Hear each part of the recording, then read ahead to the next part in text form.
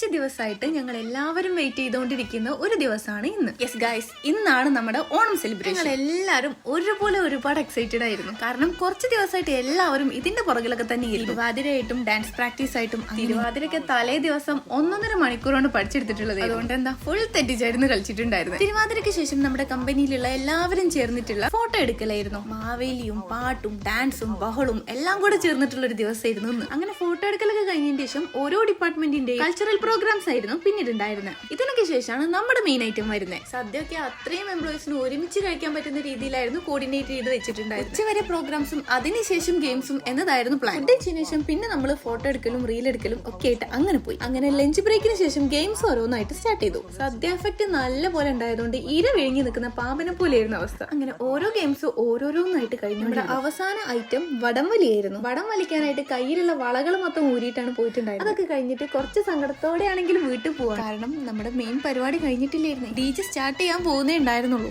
എന്നിരുന്നാലും ഓർമ്മിക്കാൻ ഒരുപാട് ഓർമ്മകളുള്ള ഒരു ദിവസമായിരുന്നു ഇന്ന്.